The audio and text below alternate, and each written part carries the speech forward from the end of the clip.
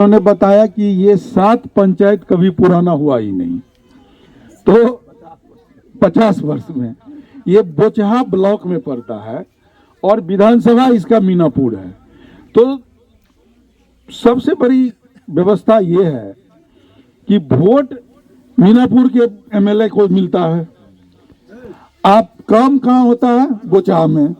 बड़ा विडंबना है ये। और मैं लोजपा रामविलास के मुजफ्फरपुर जिला के प्रभारी, चुनाव प्रभारी और प्रदेश के प्रचार प्रसार प्रमुख संजय सिंह अभी जोर शोर से लगे हुए हैं मुजफ्फरपुर जिला में और वैशाली लोकसभा में खूब प्रचार कर रहे हैं। वहीं बता दें कि वहां पर जो सांसद हैं वह लोजपा से ही पिछले बार जीते थे और वहां पर संगठन की मजबूती प्रदान कर रहे हैं चिराग पासवान के मजबूत सिपाही संजय सिंह। और उन्होंने जोरदार तरीके से भाषण देते हुए कई बातें कही है। प्रशासनिक दृष्टि से जो विधानसभा है उसको इस पंचायत में कर देना है, उसको इस विधानसभा में कर देना है, यानी मीनापुर विधानसभा के मदारीपुर, कर्ण और नरमा पंचायत में लोक जनशक्ति पार्टी रामविलास के ये संजय सिंह लगातार वहाँ पर अभी भ्रमण कर रहे थे बीते दिनों। तो उसी में कई बातें कही है और साथ ही यह भी कही है कि चिराग पासवान से बेहतर नेता तेजस्वी यादव नहीं हो सकते, यानी कि तेजस्वी यादव भी उनके फोकस पर थे। और 2024 लोकसभा की तैयारी में कह सकते हैं कि जिस प्रकार से मुजफ्फरपुर के जिलों में प्रचार प्रसार कर रहे हैं और ये प्रचार प्रसार प्रभारी भी हैं संजय सिंह लोजपा रामविलास के, तो उससे कह सकते हैं कि पूरी मजबूती मिलती हुई नज़र आ रही है। और लोगों में कह सकते हैं कि जो पंचायत पंचायत घूमकर वह एक माहौल बनाने का जो ये कर रहे हैं, इससे एनडीए के घटक दलों को भी फ़ायदा होगा। यानी सीधे तौर पर कहें तो नरेंद्र मोदी के प्रधानमंत्री बनने में और लोजपा रामविलास जुटी हुई है उनको मजबूत और कैसे मजबूत किया जाए नरेंद्र मोदी यानी भाजपा सहित एनडीए को, उसमें भी वह पूरी जोरदार तरीके से अपनी बातों को और कई वादे वहाँ पर कर रहे थे कि अगर चिराग पासवान अगर आएंगे सत्ता में, मतलब कि जब यहाँ पर बिहार में नीतीश कुमार को हटा करके, तो कई काम भी वह करेंगे। उन तमाम बातों को वह कर रहे थे और भी क्या कुछ वहाँ पर हो रहा है और देख रहे होंगे किस प्रकार से उनका स्वागत किया जा रहा है मीनापुर विधानसभा में वहाँ पर उनको। और यह वैशाली लोकसभा में पड़ता है। तो पूरी बातें हम सुनते हैं वीडियो के जरिए कि क्या कुछ वहाँ पर हो रहा है और क्या कुछ कहा जा रहा है। आप सभी से आज ये मतलब वादा करता हूँ कि अगर हमारे पावर में अगर कुछ हुआ कभी तो मैं इस समस्या का समाधान करने का कोशिश करूंगा। मैं ये नहीं कह सकता हूं कि जो मैं करा ही दूंगा, लेकिन मैं कोशिश जरूर करूंगा कि इस समस्या का समाधान हो। ये बहुत बड़ी विडंबना है कि ये 7 पंचायत वोट करते हैं मीनापुर के विधायक के लिए और काम होता है इनका बोचहा में। ऐसा नहीं होना चाहिए। या तो बोचहा में इनको मिला दिया जाए या मीनापुर प्रखंड में जो है सो इस 7 पंचायत को मिला दिया जाए। और मैं आप सभी लोगों से वादा करके जाता हूं, जब कभी भी मैं इस स्थिति में आऊंगा तो ये काम जरूर कर पाऊंगा। अब बात उठी मेरी, मैं पार्टी का एक सामान्य सा कार्यकर्ता हूं और मेरी इच्छा है या मैं चाहता हूं कि मैं अपने पार्टी के जनाधार को बढ़ाऊं। वो सिर्फ एक जाति का नहीं हो, सभी जाति के लोग इसमें हो, सभी मजहब के लोग इसमें हो। इसीलिए मैं पंचायत पंचायत घूम रहा हूँ।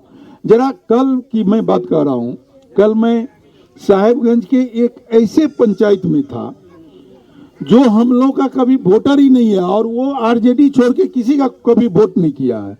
लेकिन मैं उस पंचायत में गया और वहाँ पे अच्छी खासी भीड़ थी, 100-200 की भीड़ थी।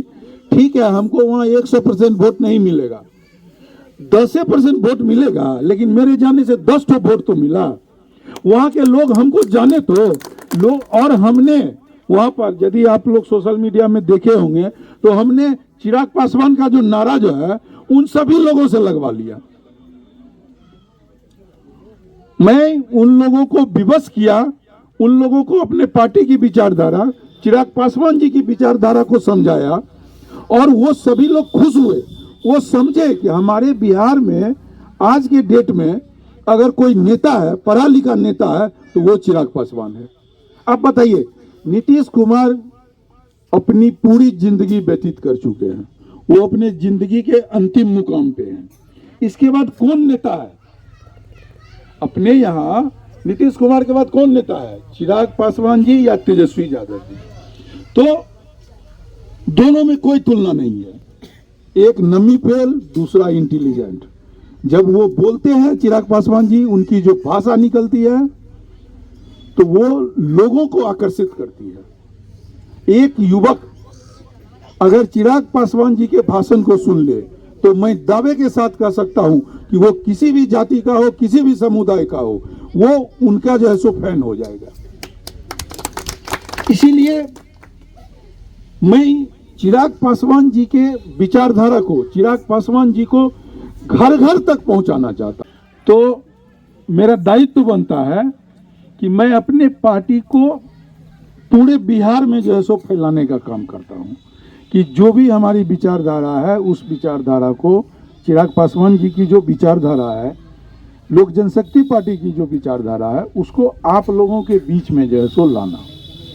ये चूंकि मैं प्रचार प्रसार प्रमुख हूं, कहने का मतलब कि अपने पार्टी का प्रचार करना। एक तो एक उद्देश्य ये है। दूसरा, मैं संगठन प्रभारी मुजफ्फरपुर जिला का हूं, तो मुजफ्फरपुर जिला के संगठन में जो कुछ भी खामियां हैं मैं उसको दूर करने की कोशिश कर रहा हूं।